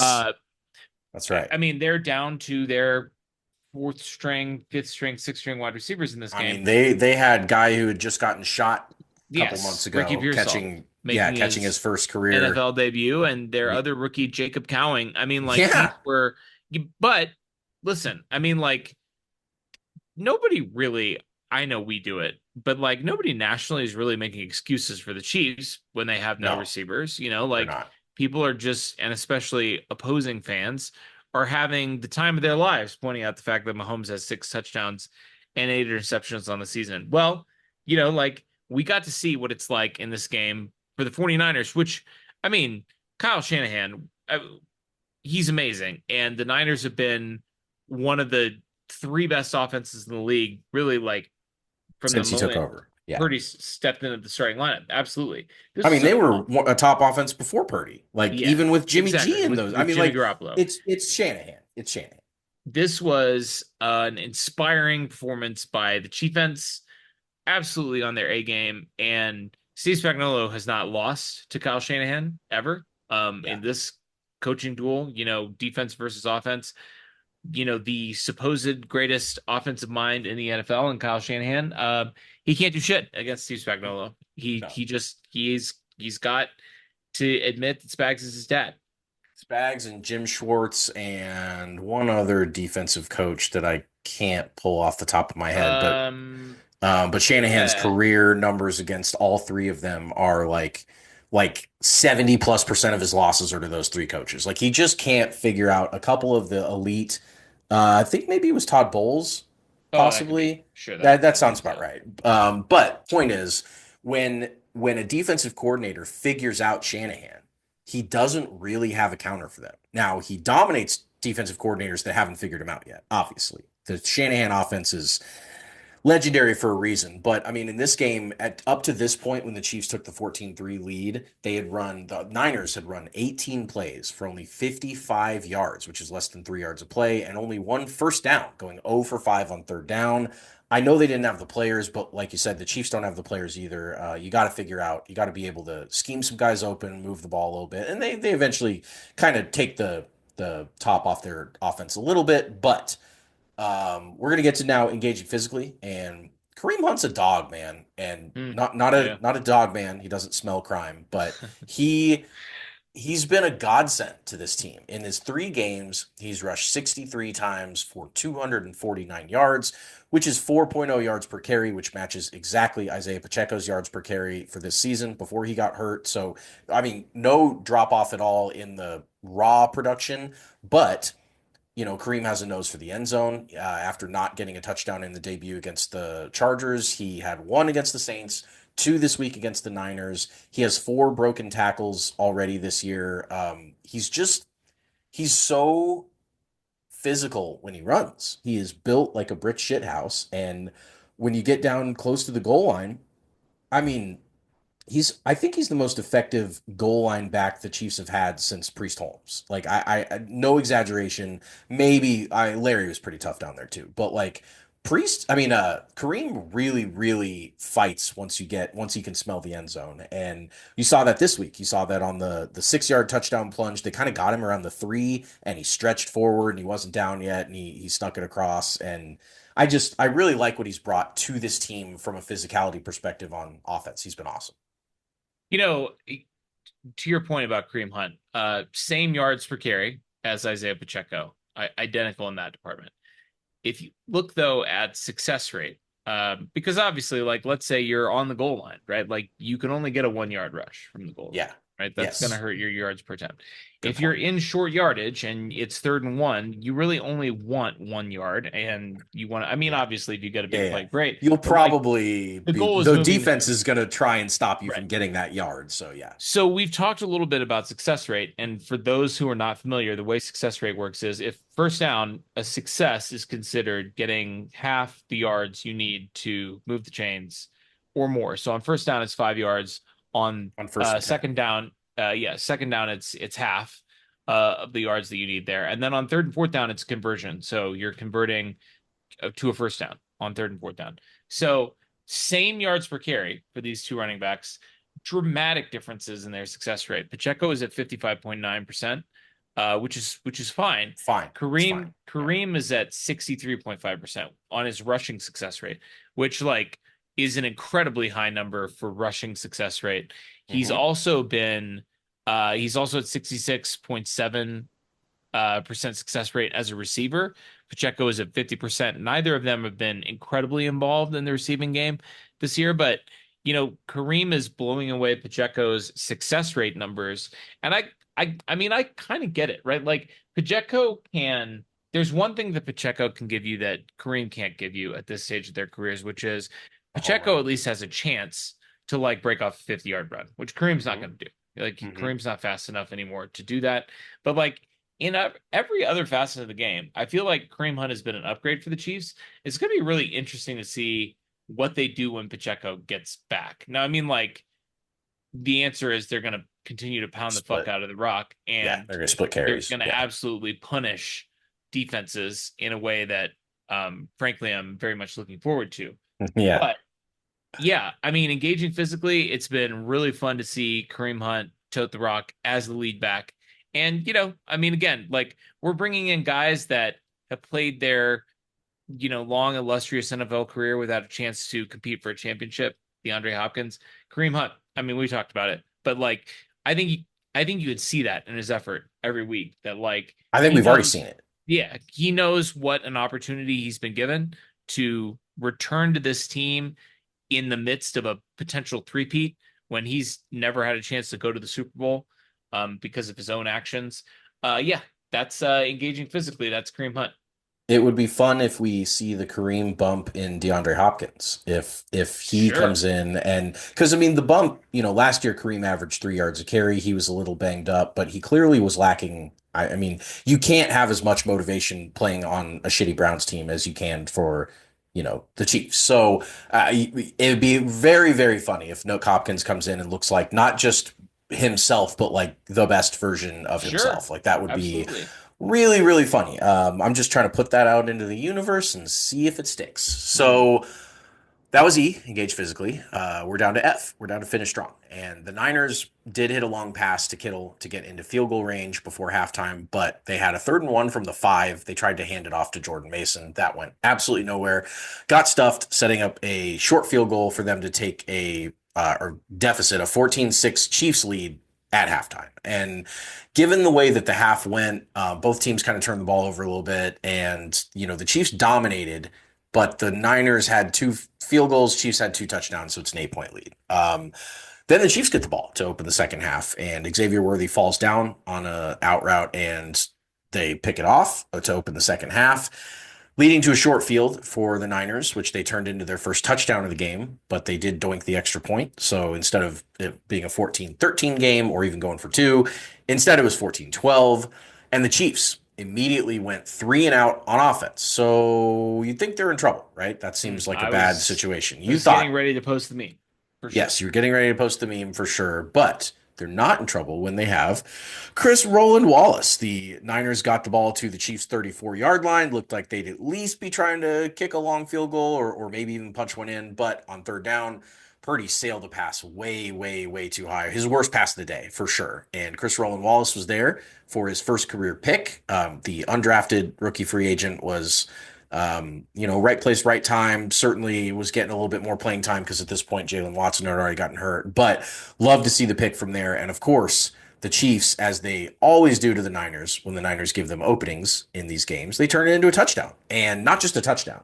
He picked it off at the 21 of the Chiefs. So they had to march down the field, which of course is their bread and butter these days. They went 13 plays, 79 yards. 6 minutes and 43 seconds. They had a 3rd and 6 conversion to Kelsey where he pivoted inside. He caught the ball, and everyone would have thought if he would have spun, he would have spun to the outside. But instead, he does exactly the opposite of what the defenders think he's going to do. Spins inside and picks up the first down. That was a really vintage, nice play by the old guy. And then this drive had the 2 just epic Mahomes runs for different reasons.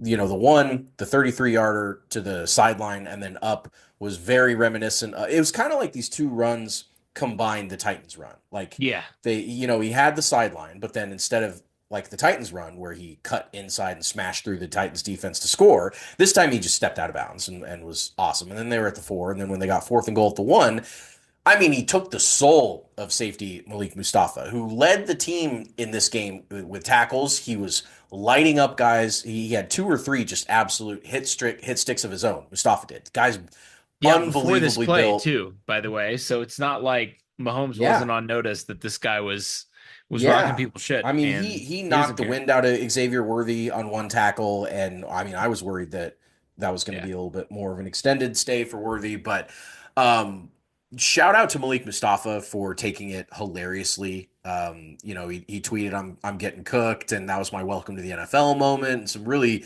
just like fun. He hasn't lost 2 Super Bowls to the Chiefs the way that he's those other allowed Niners to had. make light of the situation. He is. I'm sure Fred Warner was a little pissed at him, but that's what happens. So Mahomes runs him over from 1 yard out on 4th and goal with a 2-point lead. So the Chiefs don't pick that one up on 4th down, and next thing you know, the Niners can drive the field and take the lead on them. But instead, they punch it in. They finish strong. There's still a little bit left in the game, but I thought that drive, that answer after the Niners had cut the lead to 2, just really, really nice example of this offense doing what they have to do when they have to do it to get it done. Yeah. I mean, Chris Wallace only played 15 defensive snaps in this game, which is only 24% of the snaps. And he had the interception, which is obviously huge. I mean, I think the Mahomes run, everybody has made this point, so this is not a new observation for me. But I didn't want to get into that. I mean, give me a break. Like, he's not using the sideline to his advantage. The would-be tackler, alleged tackler, over pursued. He just missed, and Mahomes just had to hesitate for a half second to get him to completely whiff so that he could go back upfield. He's not going out of bounds. And he talked about this in his presser, of course, if you're going out of bounds, he'll show you that he's going out of bounds, he did against the Bengals. Yes. When he got hit late out of bounds. Yes. He had Bengals fans showing a clip of that, a screenshot of that, not a clip, a screenshot. No, it's never a clip. It's always never a clip. It's always a screenshot. Very misleading before he's actually made contact with him. And it's like, see, and I wanted to respond to that screenshot, by the way, like he's still out of bounds in that as well. That would it doesn't even prove it. It doesn't even prove your point because Mahomes has both of his feet out of bounds. And not only that, he's clearly been angling out of bounds for a while, right? So it's not even a close call. He's going out in that situation and you still hit him late. Anyway, that is my rant. Let's talk about S, my favorite letter. Yes, let's separate entirely. The Chiefs liked the last sequence so much that they decided to just carbon copy it, do it again to separate entirely. So it's another San Francisco pick in Chiefs territory, and this time on 3rd and goal from the 5. George Karlaftis pressures Brock Purdy into throwing it a double coverage. Jaden Hicks picks up his first career interception in that one, so just like the Chris Wallace first career pick in Chiefs territory. So very, very funny by the 2 rookies to both get it done on their same the 2 drives. And then, just like last time, the Chiefs decide to put the game away with a very similar 12-play, 80-yard, 6-minute, and 20-second drive. So just to compare these, the last one was 13 plays. This is 12. The last one was 79 yards. This is 80. The last one was 643. This was 620. It basically was the same drive. And it included a 3rd and 1 run by Carson Steele for 2 yards, a 3rd and 8 pass to Noah Gray for 9 yards, and a 3rd and 4 pass to Samaje Perine, who was the second leading receiver in this game for the Chiefs on this one catch for 22 yards. And then to finish the whole drive off, a Mecole Hardman end around for an 18-yard touchdown to ice the game. Separating against the Niners, we've had better separations, Damian Williams and such, but this felt pretty good. This felt pretty good to watch Mecole Hardman punch it in to put the Chiefs up big time to stay. And I know I sympathize for the Niners in a sense. I've gotten to the point where some rivals I still hate to my core, right? Like some of them I'm not sympathetic towards at all. The Niners I kind of feel sympathy towards. It's like we've ripped their hearts out every time we've played them. We're 5-0 against them, 2-0 in the Super Bowl. They just can't do it. And 2 of these wins have come in San Francisco. We've only beaten them in Arrowhead the one time on the Are You Kidding Me play. That was the only time the Chiefs have gotten it done in Arrowhead. Just a devastating loss for them to drop to 3-4. A huge win by the Chiefs to go on the road, pick up their 6th win of the year, move to 6-0. They have beaten the Ravens, Bengals, and Niners so far in these first 6 games. This has not been a cakewalk schedule by any means. In fact, it's been a rather difficult schedule. And, they keep finding a way. It's not pretty. Mahomes threw 2 picks and no touchdowns, and we've talked about that. But at the end of the day, they have what it takes when the game's on the line, and they continue to show that. I was super impressed by them. Yeah, I mean, I love the commitment to making McCole Hardman the bane of the Niners' existence. I mean, God. They tried to run the Super Bowl winning play again. Yeah, they did. They They slipped. couldn't He they would couldn't have caught quite the connect. touchdown. He slipped, couldn't come up with it, but they ran the exact same play that they beat the Niners on in the Super Bowl in overtime. And then, of course, they, whip out this end around that, if you recall, McCole Hardman was destroying them with, not this exact play, but He, similar types of end arounds that he was destroying them with 2 years ago when the he Chiefs scored played. 3 touchdowns in that game. Yes, where the Chiefs beat them in San Francisco 2 years ago en route to their Super Bowl win over the Eagles. There are 2 receivers in NFL history, wide receivers, that have had 2 rushing touchdowns in a game. That's the only requirement. 2 rushing touchdowns in a game, and it's McCole Hardman and Deebo Samuel, and that's it. And it was the McCole Hardman game in San Francisco against Deebo Samuel, and it was not a Deebo game against the Chiefs. But he toasted them last time, and of course the Super Bowl. Everyone remembers not just the game-winning catch, but the long bomb, the 50 whatever yard bomb that Mahomes hit him in the first quarter for like the first good play of Super Bowl 58 for the Chiefs. And I mean, they've got to just hate that guy. And what's really funny, like we mentioned with Lexi, like no one else, like he doesn't do that to anyone else. Like no one else cares about McCole Hardman. But yeah, really funny stuff. It was very funny. Let's hit our awards.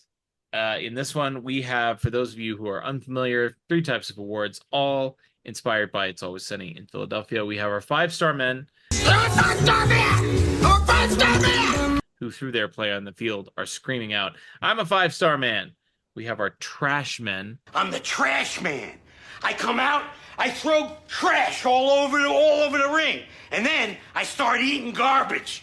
Who are eating garbage all over the field. And of course, we have our wild cards. Wild card, bitches! Yeah! Who are capable of anything.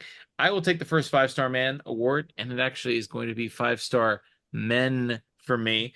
I'm going to give an honorable mention, first of all, to George Karlaftis, because you mentioned him in the Chiefs system. I thought this might have been his best game as a pro. Just the speed that he was showing, bending the edge, which is something that we knew he could potentially do, but that, he hasn't really been that player at the NFL level. He was abusing the Niners offensive line in this game. But my 5-star man award goes to the 5-star men in the Chiefs defensive backfield. Justin Reed, Christian Roland Wallace, and Jaden Hicks all notched interceptions in this game. Hicks and Roland Wallace, obviously, they're first. Trent McDuffie still does not have an interception in his entire NFL career. Even though Colin Saunders has more than him. Yeah, exactly. Hicks, Roland Wallace, all those guys have more than Trent McDuffie, but guess what? Doesn't matter. He continues to lock up opposing wide receivers. Jalen Watson was playing great before he went down. We talked about him already, but then, he goes down, next man up. Najee Johnson comes in and is able to fill in admirably. So that DB room as a unit, absolutely 5-star men. The agents, absolutely. They were great, and they'll continue to be great. That's the number one best unit on this roster, other than the quarterback room, and maybe that's up for debate these days. But they're unbelievable. That whole unit is. I'm gonna pick Noah Gray, and I could have picked McCole Hardman here, but I just felt like with the lack of weapons on offense, and I mean, shout out to McCole. We already mentioned him, but he killed them. But Noah Gray's 4 catches for 66 yards. They were explosive plays.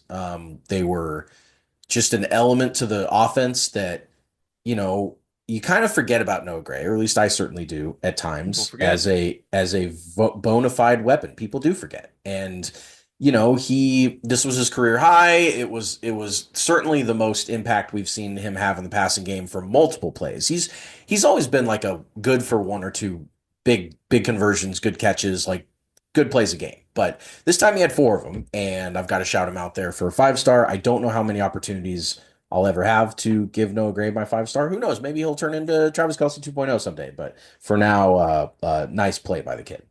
Hit me with your trash man. My trash man is going to be something that we normally reserve for playoff victories, but since it was a Super Bowl rematch, I was feeling in a playoff mood. So instead of naming a Chief, it's hard to also find a Chief in 10-point road victories over the defending NFC champions. So I'm going to pick Kyle Shanahan. You could I have picked mean, Sky Moore, but I we could have. sort of have excluded him Man, from this award do you because remember it's when just everyone was like, "Oh my God, Sky Moore made a catch. Oh my God, yeah. that was crazy," and then they show the replay and we're like, "Oh, And that's more like it," and it hit the ground. And yeah. so Kyle Shanahan. So Kyle Shanahan, I mean, he can't beat Andy, and and more importantly than Andy, he can't beat Steve Spagnuolo. He can't do it, No, he sure can.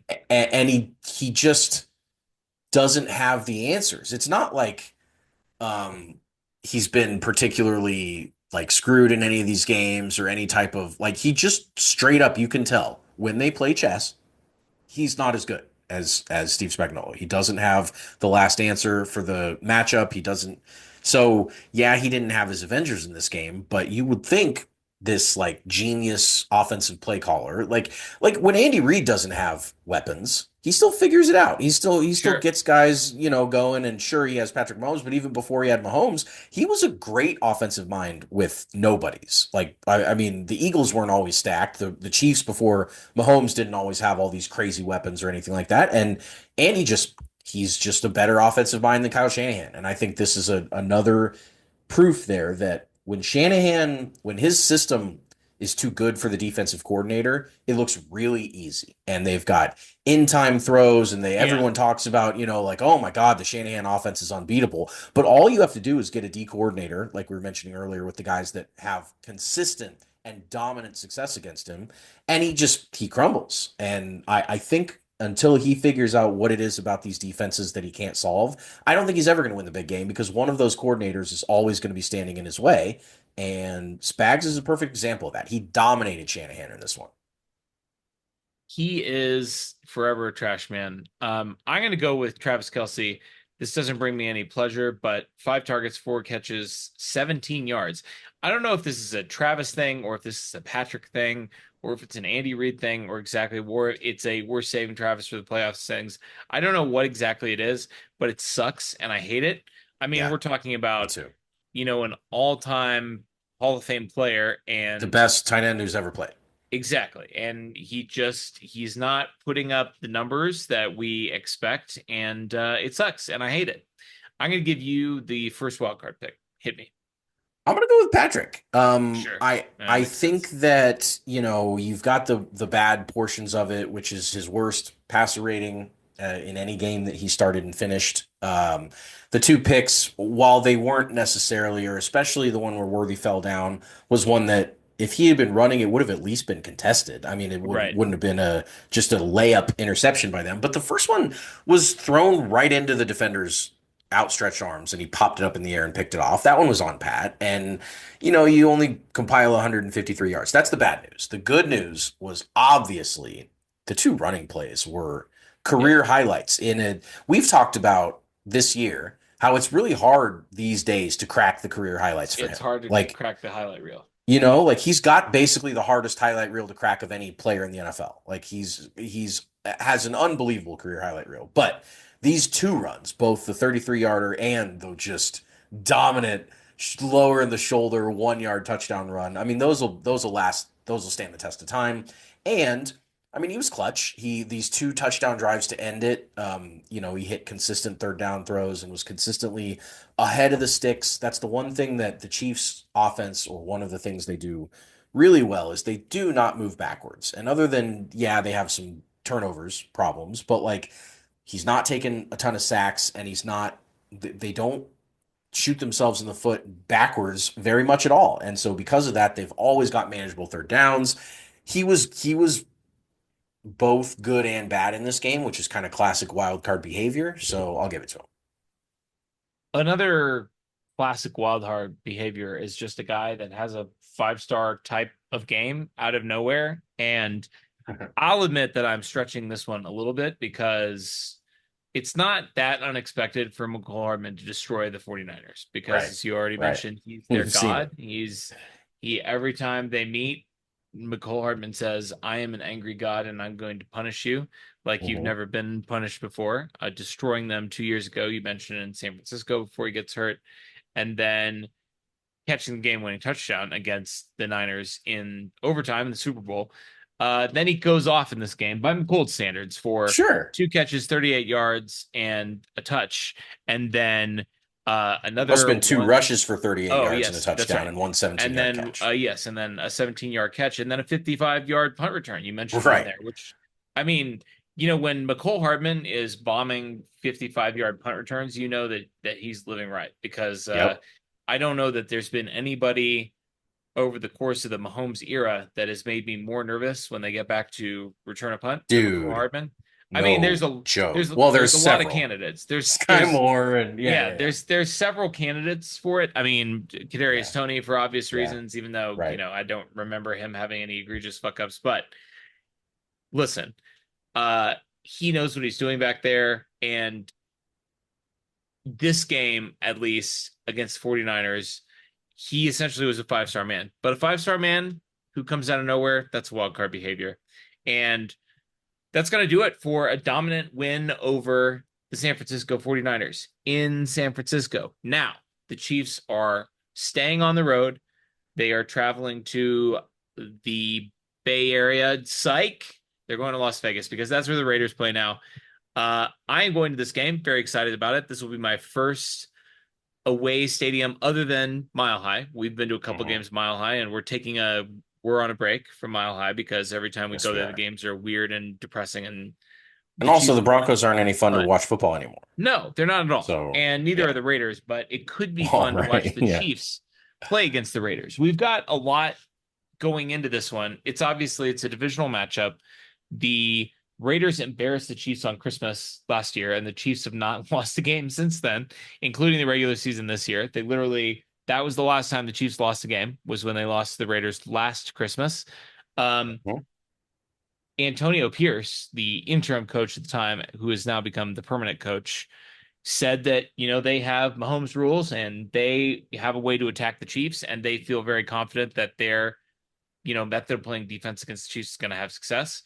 They sort of, this was unrelated, but they sort of doubled down on this a little bit, in that a fan showed up with a little Kermit the Frog wearing Chiefs gear and with, obvious Mahomes hair to training camp. And the Raiders players were taking pictures with it and passing it around and so on and so forth. Yep. And of course, Patrick, when asked about that, said it'll get handled when it gets handled.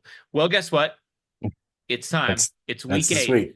It's time for it to get handled. Let's briefly go through both sides of the ball here, because we don't need to spend a ton of time on this. It's the Raiders. We've had a great conversation. We've had a great podcast tonight. I don't want to spend 35 minutes talking about the Raiders, but let's talk about what happens when the Chiefs have the ball. This is always where we start, and it's getting to be a little bit depressing to think about, but I guess it shouldn't be, because the Chiefs are 7th in offensive DVOA. They're only 12th. Crazy. They're only 12th in passing DVOA, but the Chiefs, if you look at all the underlying metrics that go into these advanced stats like DVOA, they're basically good at everything that you can possibly be good at, except for generating explosive plays, in which they are like one of the worst teams in the league at doing, and turning the ball over, which they are, again, like one of the worst teams in the league at doing. Mahomes leads the league in interceptions. But other than that, the Chiefs are incredible.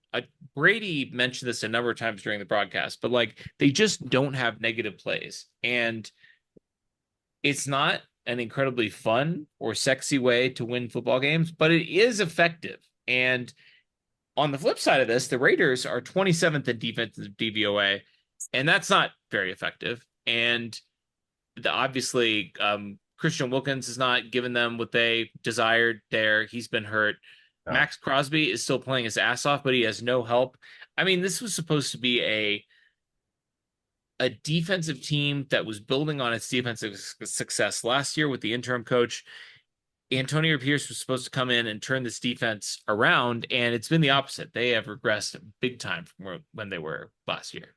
Yeah,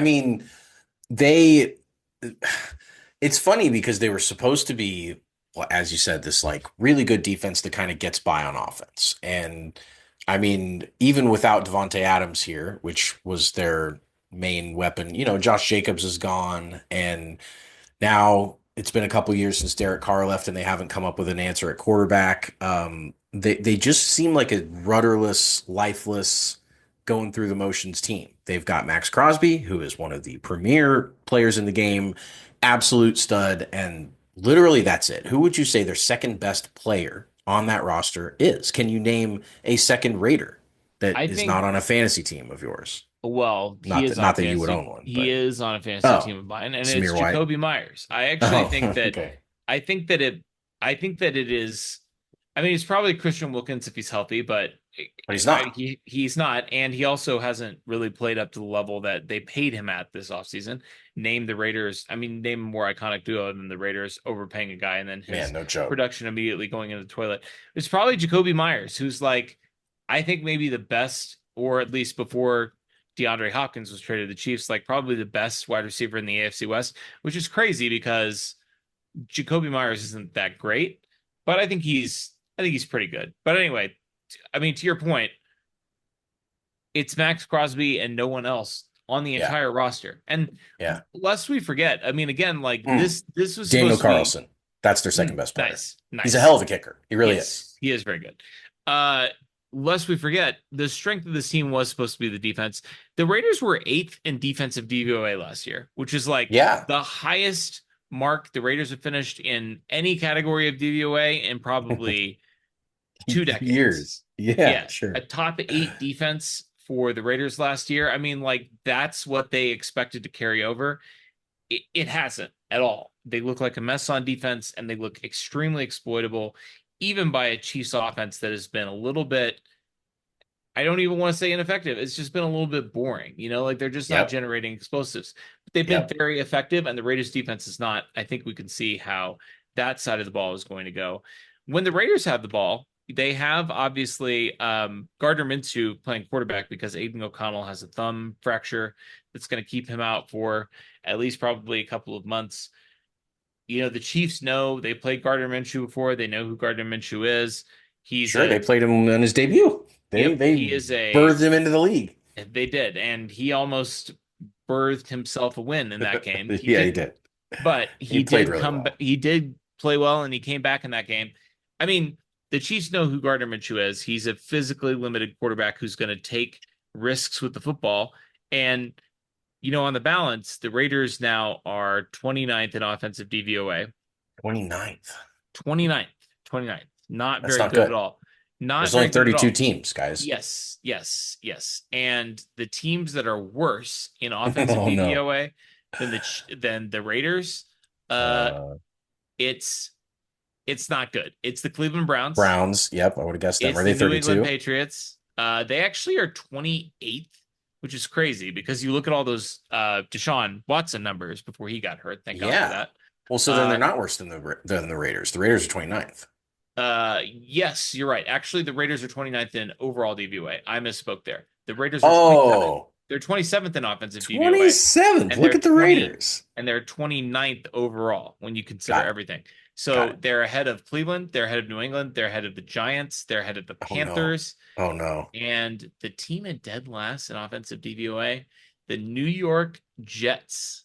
Jeez, with a Hall of Fame quarterback. They're buyers. They just traded for Devontae Adams. They got him away from the 27th ranked DVOA offense, and they brought him to the worst one in the league. You hate to see it, but you love to see what the Chiefs defense is going to do to this Raiders offense. The Chiefs are 4th in defensive DVOA, which feels like it's underrating. Like I mean, dramatically underrating how good this Chiefs defense is. I mean, we're dominating right now. And it really feels like the Chiefs can maintain this dominant defense in perpetuity. They haven't given up, you know, more than 27 points in a game in years. Since the Eagles. It's crazy. Can you go over real quickly who the top 3 defensive DVOA teams are above the Chiefs? Because I'm really surprised that they're not number 1 just based on the eye test. They've been unbelievable this year. Yeah. So number 1 is Baltimore. Oh, yeah. Sure. Oh, excuse me. I'm looking at 2023. Let me look at 2024. Oh, sure. I have the wrong one. Let's skip on. I went back to look at the Raiders last year. Oh, yeah, sure. So I saw the Jets in the top 3 on defensive DVOA, and I was like, and you're like, oh, this is the wrong year. This is not correct information. Number 1 is Minnesota. Yeah, they've been unbelievable. They have. Number 2 is Houston. And really? Number 3, the Denver Broncos. Yeah, I'm not surprised by that. So the point being, I think Houston, I may be a little bit surprised that they're above the Chiefs just based on it's the 2, 3, and 4. Houston, Denver, and Kansas City are all very close. Sure. Minnesota has been far and away the best defense so far this year, although they took a hit, obviously, with the Lions. Yeah, but so the point is, this is once again, for the second year in a row, a dominant unit. Most of the time, in most games that the Chiefs are going to play from here on out, when you compare both teams' offenses and defenses, the best unit of those four is going to be the Chiefs' defense. Just by default, just based on matchups and stuff like that. So, when the Raiders have the ball, even if the Raiders were the number one offense, which the Chiefs have matched up really well against top-rated DVOA offenses in the Spagnuolo era. Like, they kind of step up when the offenses are really good. But even if the Raiders had a really good offense, I would feel good about throwing the Chiefs' awesome defense against a really good offense. So now they get to eat a little bit. Now they get a quarterback that was benched a couple weeks ago. Minshew started, and then he was so bad that they went to Aiden O'Connell. Then he got hurt, and they're like, all right, Gardner. They traded away his best receiver. They did. They've already kind of given up. They've already kind of waved the white flag 6 weeks into the year. And they traded for Desmond Ridder. I kind of wouldn't be super surprised if we saw Ridder get into this game if it's a blowout and if Minshew's thrown a couple picks or whatever, just for fun, basically. But I don't see. God, I'm so hesitant to say this because I say this a lot. But I don't see how the Raiders keep this game close. No, I know. They don't match up well on either side. They're so fractured, and they've given us a lot of reasons to show them who's boss. I mean, for a team that is in the basement, in this building, right? Exactly, and they've never lost in this building. So it's I posted this on Twitter today. We were having a conversation about this, and I feel like this is how I would like to see the game go on Sunday. There is a pirate story that I used to read when I was a kid about Blackbeard.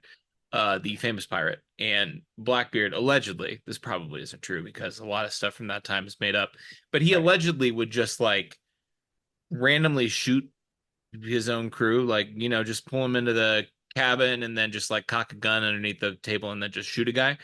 And when they asked him why he would do this, he's like, I mean, if I don't just randomly shoot somebody every once in a while, people are going to forget who I am. I've earned this reputation for being a bad motherfucker by by terrorizing, raping and pillaging and terrorizing and shooting my crew members randomly. So if I don't do it, people will forget that that's what I'm about. And I feel like the Raiders in this situation are the crew member that's about to get shot. This is a premium opportunity for the Chiefs, who just brought DeAndre Hopkins into the fold, who, they just had the bye the week before the Niners. So they've cooked some things up, and they have a reason to shoot. I mean, it's not completely random. They have a reason to shoot this particular crew member. They have a reason to terrorize this person, and they have a reason to remind the league that despite the fact that Patrick Mahomes has a negative touchdown interception ratio, and despite the fact that our top 2 wide receivers, 3 if you count Juju, are hurt, despite the fact that we're seemingly suffering a major injury to some member of the team every single week, that we're still bad dudes. And I feel like this is an opportunity for the Chiefs to remind the Raiders that we're still bad dudes and remind the rest of the NFL that we're still bad dudes. We'll see what happens. It's always sunny, Chiefs Kingdom. Talk to you next week.